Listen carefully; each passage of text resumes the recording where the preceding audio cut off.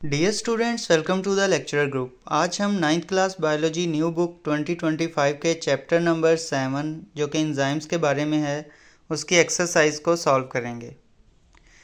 तो सबसे पहले एक्सरसाइज में हमारे पास एमसीक्यूज आ जाते हैं। एमसीक्यूज को देख लेते हैं। एमसीक्यू नंबर 1 है कि प्राइमरीली ऑल एंजाइम्स आर, तो all enzymes are protein primarily. तो तमाम एंजाइम जो हैं वो प्रोटीन होते हैं। कुछ जो हैं अंदर आरएनए भी होते हैं, लेकिन ज़्यादातर जो हैं मोस्टली जो हैं वो प्रोटीन है। एमसीक्यू नंबर 2 को देखें। Which best define an enzyme, तो a chemical that break down food, a hormone that regulate metabolism, a protein that speed up reaction, a molecule that store energy. तो a protein that speed up reaction, क्योंकि अगर हम definition देखें enzyme की तो उसमें यही है कि a biomolecule that speed up a reaction. तो प्रोटीन एक बायोमोलिक्यूल है, a molecule that is produced by living organism that speed up a reaction. Next अगर हम थर्ड एमसीक्यू को देखें तो इसमें पूछा जा रहा है what can happen if an enzyme is expose to temperature that is higher than its optimum या ऑप्टिमल टेम्परेचर। क्या होगा अगर एंजाइम को एक्सपोज कर दिया जाए हायर टेम्परेचर पे, उसका जो ऑप्टिमम टेम्परेचर है यानी उससे भी ज़्यादा टेम्परेचर दिया जाए तो क्या होगा। एंजाइम की एक्टिविटी जो है रेट विल इंक्रीज़ करेगा उसकी एक्टिविटी का रेट, या enzyme shape will change potentially reducing it's activity. Enzyme will speed up the reaction and remain stable. Enzyme will become substrate itself. तो हमें पता है कि अगर हम ऑप्टिमम टेम्परेचर से टेम्परेचर इंक्रीज़ करें तो एंजाइम का जो ग्लोबुलर स्ट्रक्चर है वो जो है वो डीनेचरेशन का शिकार हो जाता है, और इसकी वजह से एंजाइम की शेप चेंज होती है और पोटेंशियली रिड्यूसिंग इट्स एक्टिविटी। तो बी ऑप्शन हमारे पास ट्रू है। बी ऑप्शन को आप मार्क करेंगे। अब हम नेक्स्ट मूव करते हैं एमसीक्यू नंबर 4 पे। फोर्थ एमसीक्यू में पूछा जा रहा है enzymes are specific in their action because. Enzyme जो हैं वो अपने एक्शन में स्पेसिफिक क्यों होते हैं, ख़ास क्यों होते हैं हर रिएक्शन के लिए। Their active site fit specific substrate, they are always protein, they are consumed in reaction, they work only at high temperature. तो ए ऑप्शन ट्रू है कि their active site fit specific substrate, that's why enzymes are specific in their action. कि उनकी जो active site है वो बनी ही एक ख़ास सबस्ट्रेट के लिए है। शेप जो है ऐसी है कि उसमें एक ख़ास सबस्ट्रेट ही फिट हो सकता है। इस वजह से हर एंजाइम का जो हर रिएक्शन का एंजाइम डिफरेंट होता है, या हर सबस्ट्रेट के लिए डिफरेंट एंजाइम होता है। प्रोस्थेटिक ग्रुप का पूछा जा रहा है। Prosthetic group are required by all enzyme, protein in nature, loosely attached with enzyme, tightly bond to. Sorry, मैं इसको ज़रा मूव करता हूँ। Tightly bound to enzyme. तो प्रोस्थेटिक जो एंजाइम है वो एक ऐसा पार्ट था, हमने पढ़ा था कि कुछ एंजाइम हैं उनको जो है एडिशनल कंपोनेंट चाहिए होता है। एडिशनल जो है वो ग्रुप चाहिए होता है नॉन प्रोटीन पार्ट काम करने के लिए। तो प्रोस्थेटिक ग्रुप जो होते हैं वो ऐसे पार्ट होते हैं, नॉन प्रोटीनियस पार्ट, जो कि एंजाइम के साथ अटैच होते हैं टाइटली। तो डी ऑप्शन जो है इसका वो ट्रू है। डी ऑप्शन को आप मार्क करेंगे। नेक्स्ट अगर हम देखें how does increasing temperature affect enzyme activity. अगर हम इंक्रीज़ कर रहे हैं टेम्परेचर तो एंजाइम की एक्टिविटी पे क्या असर पड़ेगा। Increase activity to a point, always decrease activity, make enzyme non functional, no effect on enzyme. तो इसमें ए ऑप्शन ट्रू है कि पहले तो इंक्रीज़ होगी activity to a certain point, उसके बाद जो है वो डीनेचरेशन स्टार्ट होगी और एंजाइम जो है वो आहिस्ता आहिस्ता उसकी एक्टिविटी स्टॉप हो जाएगी। नेक्स्ट अगर हम सेवन्थ एमसीक्यू को देखें, how does competitive inhibitor affect enzyme action.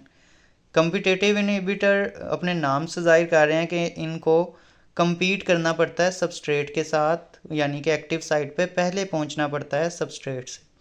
Attach with the substrate, change enzyme shape, attach and block the active site, block the cofactor.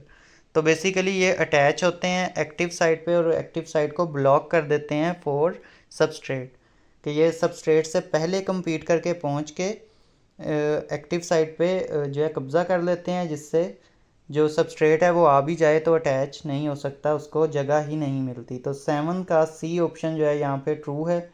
C option आप मार्क करेंगे। अब हम नेक्स्ट मूव करते हैं 8th एमसीक्यू पे। 8th MCQ में कहा जा रहा है an enzyme work best at a pH of 7.4. It is placed in an acidic solution with a pH of 4. How will this affect the enzyme. अच्छा, optimum temperature जो है वो एंजाइम का है 7.4, जो कि बेसिक में चला जाता है, और वहीं पे अगर हम देखें तो उसको रखा गया है एसिडिक सोल्यूशन में, वो भी pH 4 में. तो इससे क्या होगा, active site will be modified reducing the substrate binding. The enzyme will catalyse reaction faster due to increase in H ion. The enzyme will gain additional active site. नहीं possible. Substrate will become inactive in acidic environment. तो basically acidic environment ने enzyme पे effect करना है. Enzyme की जो active site है उसकी आयोनाइजेशन हो जानी है. तो ए ऑप्शन जो है हमारे पास ट्रू है कि जो active site will be modified reducing substrate binding. तो ये ऑप्शन को आप मार्क करेंगे. नेक्स्ट अब 9th MCQ पे मूव करते हैं.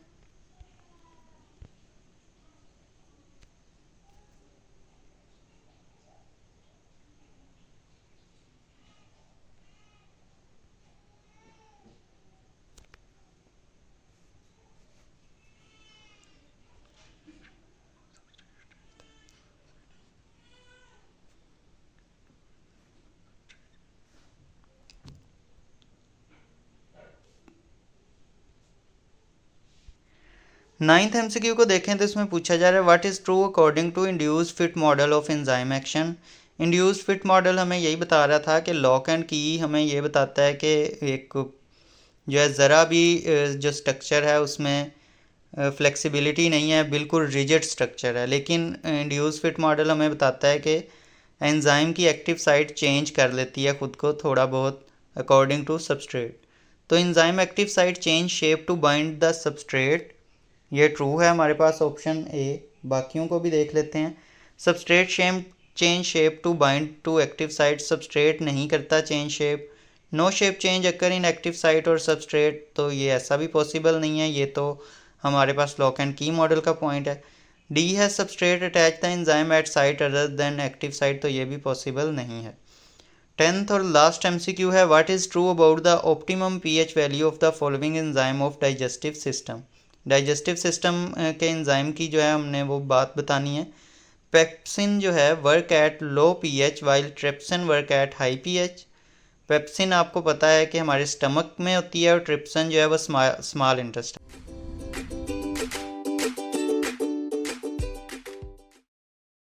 ये तो पहला जो क्वेश्चन है हमारे पास वो है define metabolism differentiate between catabolism and anabolism. तो सबसे पहले हम डिफाइन करते हैं कैटाबॉलिज्म को. इजी सी जो है डेफिनेशन है कि sum of all chemical reaction in a living organism that are necessary for maintaining life. यानी लिविंग ऑर्गेनिज्म के अंदर जितने भी रिएक्शन हो रहे हैं जैसे भी हैं, तमाम रिएक्शन के सम को हम क्या बोलते हैं, मेटाबॉलिज्म. यानी किसी भी चीज़ का मेटाबॉलिज्म क्या है, उसके अंदर जितने भी रिएक्शंस हो रहे हैं. अब फर्दर उसकी दो टाइप्स होती हैं. एक जो है वो कैटाबॉलिज्म है और एक एनाबॉलिज्म. कैटाबॉलिज्म जो है वो कैटास्ट्रोफिक यानी कि डिस्ट्रक्शन से निकला है, यानी कि तबाही. यानी इसमें बड़ा जो मॉलिक्यूल है, कॉम्प्लेक्स मॉलिक्यूल, वो टूट के सिंपलर में चेंज होता है और एनर्जी इसमें प्रोड्यूस होती है. Like cellular respiration and lipolysis यानी लिपिड्स की ब्रेकडाउन. वहीं पे अगर हम एनाबॉलिज्म की बात करें तो एनाबॉलिज्म कैटाबॉलिज्म का बिल्कुल उलट है. इसमें जो है स्मॉलर जो सिंपलर जो मॉलिक्यूल हैं वो जॉइन करके कॉम्प्लेक्स मॉलिक्यूल में चेंज होते हैं. The synthesis of complex molecule from simpler one. और इसमें एनर्जी रिक्वायर होती है. ठीक है, उसमें कैटाबॉलिज्म में एनर्जी प्रोड्यूस होती है, एनाबॉलिज्म में एनर्जी चाहिए होती है कॉम्प्लेक्स मॉलिक्यूल बनाने के लिए, उनके बॉन्ड फॉर्मेशन के लिए. वहीं पे कैटाबॉलिज्म में बॉन्ड टूटते हैं तो एनर्जी प्रोड्यूस होती है. तो एनाबॉलिज्म की एग्जांपल कर दें तो प्रोटीन सिंथेसिस और फोटोसिंथेसिस आ जाता है. नेक्स्ट अब हम क्वेश्चन 2 पे मूव करते हैं. क्वेश्चन नंबर 2 में पूछा गया था विच type of metabolism demand input of energy, give an example. अभी हमने ऊपर भी बताया है कि एनाबॉलिज्म के अंदर न्यू बॉन्ड फॉर्मेशन होनी होती है नया मॉलिक्यूल बनने के लिए कॉम्प्लेक्स. तो उसमें जो एनर्जी चाहिए होती है, उसमें एनर्जी की ज़रूरत पड़ती है. लाइक फोटोसिंथेसिस उसकी एग्जांपल है. तो फोटोसिंथेसिस में ग्लूकोज जो है उसकी फॉर्मेशन होती है from carbon dioxide and water. तो उसमें जो है वो एनर्जी भी रिक्वायर होती है, जो कि सनलाइट की एनर्जी यूटिलाइज करते हैं पौधे। नेक्स्ट अब हम मूव करते हैं थर्ड क्वेश्चन पे। थर्ड क्वेश्चन को देखें तो इसमें कहा जा रहा है define an enzyme, what is its role in metabolism. Define करें जी एंजाइम को और रोल बताएं मेटाबॉलिज्म में। एंजाइम जो है एक बायोलॉजिकल कैटलिस्ट है that speed up chemical reaction without being consumed in the process. यानी एंजाइम ऐसा बायोलॉजिकल कैटलिस्ट है, यानी बायो बायो बायो यानी कि लिविंग ऑर्गेनिज्म के अंदर प्रोड्यूस होने वाला या बनने वाला कैटलिस्ट है, जो कि स्पीड अप करता है केमिकल रिएक्शन को विदाउट बीइंग यूज्ड, और ख़ुद इस्तेमाल भी नहीं होता उसके अंदर। At the end of reaction वैसे का वैसे निकल आता है। मेटाबॉलिज्म में रोल की बात करें तो एंजाइम फैसिलिटेट करता है और रेगुलेट करता है metabolic reaction by lowering it activation energy required for these reaction. Her reaction को स्टार्ट होने के लिए एक ख़ास एनर्जी चाहिए, मतलब दो रिएक्टेंट जब एक ख़ास एनर्जी से आपस में टकराएंगे तो प्रोडक्ट में चेंज होंगे। उस एनर्जी को हम एक्टिवेशन एनर्जी कहते हैं। तो अगर एंजाइम के बगैर रिएक्शन हो रहा हो तो मे बी वो एक्टिव एनर्जी 50 है, और अगर एंजाइम डाल दें तो वो उस एनर्जी को 20 कर दे। तो जब 20 पे दो रिएक्टेंट आपस में टकराएंगे तो प्रोडक्ट बन जाएंगे, तो कम एनर्जी पे ही ज़्यादा जो है रिएक्शन फास्ट हो जाएगा। फोर्थ क्वेश्चन को देखें तो what is active site of an enzyme, state its importance in enzyme specificity. Active site की बात करें तो एक्टिव साइट एक स्पेसिफिक रीजन है एंजाइम के ऊपर where the substrate bind and the reaction occur. यानी कि एंजाइम की वो एक्टिव साइट वो जगह है जहाँ पे सबस्ट्रेट आके बाइंड करता है और बॉन्ड्स बनते हैं और रिएक्शन जो है वो अकर होता है। और इसकी इंपॉर्टेंस क्या है, the shape and structure of active site determine enzyme specificity ensuring that only specific substrate fit and are catalysed. यानी कि उसकी जो शेप होती है वही उसकी स्पेसिफिसिटी को डिटरमिन करती है कि उसी शेप का ही सबस्ट्रेट वहाँ पे आके फिक्स हो सकता है। अगर शेप किसी सबस्ट्रेट की चेंज है तो वो वहाँ पे फिक्स नहीं हो पाएगा। अब हम फिफ्थ क्वेश्चन को देखते हैं। इसमें पूछा जा रहा है provide an example of a specific enzyme substrate pair. कोई एक पेयर हमने बताना है, तो माइलेज का आपके चैप्टर के अंदर जिक्र है। माइलेज एंजाइम जो है वो स्टार्च पे एक्ट करता है और किसी पे एक्ट नहीं करेगा, तो ये एक स्पेसिफिक सबस्ट्रेट एंजाइम पेयर है। How does pH effect enzyme activity. PH का इफेक्ट बताना है एंजाइम एक्टिविटी पे, तो हमें पता है कि हर एंजाइम की एक ऑप्टिमम पीएच होती है जिस पे वो बेस्ट परफॉर्म करता है। अगर वहाँ से डिविएट करें, एंजाइम की पीएच डिविएट मीन कम या ज़्यादा हो, तो अल्टर हो जाता है एंजाइम का स्ट्रक्चर। एक्टिव साइट पे आयोनाइजेशन हो जाती है, जिसकी वजह से एक्टिविटी एंजाइम की या तो रिड्यूस हो जाती है या स्टॉप भी हो सकती है। तो एंजाइम की जो पीएच है इस तरह से एंजाइम की एक्टिविटी को इफ़ेक्ट करती है। सेवंथ क्वेश्चन को देखें तो इसमें पूछा जा रहा है provide two example of enzyme that operate optimally at specific pH. कोई दो एंजाइम और उनकी ऑप्टिमम पीएच बतानी है। तो पेप्सिन और ट्रेप्सिन का जो है वो जिक्र आपकी बुक में भी दिया मतलब मिलता है, तो उसी को ही मैंने यहाँ पे भी कोट कर दिया है। पेप्सिन जो है वो वर्क करती है बेस्ट इन एसिडिक पीएच 1.5 से 2 की, जो कि हमारे स्टमक के अंदर होती है। वहीं पे ट्रेप्सिन की बात करें तो ऑप्टिमली अल्कलाइन पीएच पे काम करती है 7.4 7.8 के करीब। तो यहाँ पे मैंने उसको भी कोट कर दिया, ये आपकी स्मॉल इंटेस्टाइन में ये वाली जो पीएच है ये प्रोवाइड की जाती है।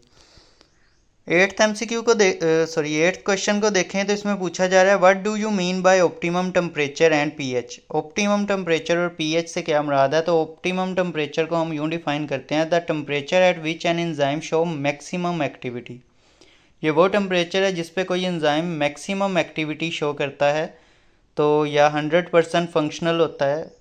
इसी तरह ऑप्टिमम पीएच जो है उसमें आप कह सकते हैं pH value eight which enzyme work most efficiently या शो मैक्सिमम एक्टिविटी, यहाँ पे भी लिख सकते हैं। तो यूँ आप जो है इसको आंसर कर सकते हैं। नेक्स्ट हमारे पास नाइन्थ है क्वेश्चन, और नाइन्थ के बाद जो है वो लास्ट क्वेश्चन हमारे पास 10 आ जाएगा। तो देखते हैं नाइन्थ वाले में हमसे क्या पूछा जा रहा है। नाइन्थ वाले में कहा जा रहा है which type of enzyme inhibit the enzyme without attaching to the active site. अब जो अटैच कौन सा इनहिबिटर ऐसा है जो कि एक्टिव साइट पे अटैच हुए बगैर भी एंजाइम की एक्टिविटी को बंद कर सकता है? तो ऐसा एंजाइम नॉन कम्पिटिटिव इनहिबिटर होता है, क्योंकि उसे compete नहीं करना पड़ता सबस्ट्रेट के साथ to get to the active site first. वो कहीं पे भी जाके एंजाइम के अटैच होके उसकी एक्टिव साइट को ब्लॉक कर सकता है या एक्टिव साइट की शेप को चेंज कर सकता है। लास्ट क्वेश्चन है differentiate between competitive and non competitive inhibition. तो अभी मैंने आपको बताया कम्पिटिटिव इनहिबिटर जो है वो रिसेंबल करता है सबस्ट्रेट के और compete करता है to get first to the bindings और to get first to the active site, यानी कि एक्टिव साइट पे पहले पहुंचे सबस्ट्रेट से और जाके अटैच हो जाए। और वहीं पे जो नॉन कम्पिटिटिव इनहिबिटर है वो कहीं पे भी उसे compete नहीं करना पड़ता। The inhibitor bind to different site on enzyme altering shape and activity regardless of substrate concentration। तो ये हमारे जो हैं वो शॉर्ट क्वेश्चन आंसर्स हैं। अब हम लॉन्ग क्वेश्चन आंसर को भी डिस्कस कर लेते हैं। मोस्टली इनका जो आंसर है वो बताने की ज़रूरत तो नहीं पड़ती क्योंकि वाज़े तौर पे हेडिंग्स बनी होती हैं, लेकिन फिर भी मैं एक बार आपको ओवरव्यू दे देता हूँ। क्वेश्चन नंबर 1 को देखें तो इसमें पूछा जा रहा है describe the characteristics of enzyme. Enzyme की करेक्टरिस्टिक्स आपने बतानी है। ये पेज नंबर 110 पे आप वाज़े तौर पे करेक्टरिस्टिक्स ऑफ एंजाइम की हेडिंग देख सकते हैं। इसके अंदर जो पॉइंट हैं आप उनको कवर कीजिएगा तो ये इसका आंसर बन जाएगा। क्वेश्चन नंबर 2 को देखें तो इसमें पूछा गया describe how temperature extreme can inhibit enzyme activity and lead to enzyme denaturation. अब हम इस पे मूव करते हैं और साथ ही है how does pH affect enzyme activity. तो ये एक ही पेज पे हैं तो हम इन दोनों को डिस्कस कर लेते हैं 2 और 3 को। तो दूसरे सवाल के जवाब के लिए आपको पेज 113 पे आना पड़ेगा। इसमें अगर आप यहाँ से देखें कि when the temperature rises to a certain limit, या यहाँ से ही आप स्टार्ट कर लें each enzyme work at maximum rate, और आपको यहाँ तक लिखना पड़ेगा तकरीबन ये पूरा पैराग्राफ। ये आपके पास डीनेचरेशन ऑफ एंजाइम आ गया और result in rapid decrease in the rate of enzyme, मतलब आपको पूरा जो है वो टेम्परेचर वाला पॉइंट इसमें लिखना पड़ेगा। नेक्स्ट पीएच के लिए आपको जो है ये पीएच वाला जो पैराग्राफ है विद दिस ग्राफ आपको एक्सप्लेन करना पड़ेगा। इसमें जो है आपका आंसर कवर हो जाएगा। अब हम जो है वो फोर्थ क्वेश्चन को देखते हैं। जी तो फोर्थ क्वेश्चन को देखें तो पूछा जा रहा है describe the factor that affect the activity of enzyme. तो अभी उसमें से ऊपर भी 2 फैक्टर्स की ही बात की गई थी, एक पीएच और एक टेम्परेचर। और फिफ्थ जो है वो कंपेयर करना है लॉक एंड की and induce fit model of enzyme action. तो अभी हम इनको डिस्कस कर लेते हैं। फैक्टर दैट इफेक्ट जो रेट ऑफ रिएक्शन है वो 113 पेज पे आपको मिलेंगे। Factor that effect the rate of activity of enzyme, इसमें आपने टेम्परेचर, पीएच और सबस्ट्रेट कंसंट्रेशन तीनों को जो है वो विद देयर ग्राफ एक्सप्लेन करना है। ठीक है, अब हम जो है वो नेक्स्ट मूव करते हैं। अगला सवाल था हमारे पास लॉक एंड की मॉडल और इंड्यूस फिट मॉडल को कंपेयर करना है। तो यहाँ पे आपको मैकेनिज्म ऑफ एंजाइम एक्शन की हेडिंग के नीचे लॉक एंड की मॉडल ऑफ एंजाइम सारा लिखा मिल जाएगा और 112 पेज है। और इसी तरह नेक्स्ट 113 पे इंड्यूस फिट मॉडल भी आपको मिल जाएगा। तो यहाँ पे इन दोनों मॉडल्स को आपने कम्प्लीटली जो है वो डिस्क्राइब कर देना है विद देयर एग्जांपल और फिगर, जिसके अंदर उनकी जो है एंजाइम सबस्ट्रेट कम्प्लेक्स को भी शो करना है आपने। और कंपेयर का यही मतलब है कि सिमिलैरिटीज़ और डिफरेंसेस जो भी आपको उसके बारे में पता है उन दोनों को आप बताएं। तो ये मेन इनमें डिफरेंस ये था कि जो रिजिड स्ट्रक्चर है वो लॉक एंड की मॉडल में एक्सप्लेन किया जाता है, वहीं पे जो थोड़ी सी अंदर जो है वो नरमी दिखाई जाती है इंड्यूस फिट मॉडल में, कि थोड़ी सी शेप जो है वो चेंज की जा सकती है। तो ये दोनों को आपने एक्सप्लेन कर देना है, तो ये आपके लॉन्ग क्वेश्चन भी कवर हो जाएंगे। इस चैप्टर को कम्प्लीटली जो है मैंने शॉर्ट नोट से एक्सप्लेन किया है एक वीडियो के अंदर, वो आपको डिस्क्रिप्शन में मिल जाएगी। उसमें मैंने कम्प्लीटली इन तमाम टॉपिक्स को जो है एक्सप्लेन किया है और बहुत डिटेल के साथ जो है समझाया है। वो वीडियो भी आप ज़रूर देखिएगा, और वीडियो अच्छी लगी हो तो शेयर ज़रूर कीजिएगा, लाइक भी कीजिएगा और चैनल को भी सब्सक्राइब कर दीजिएगा।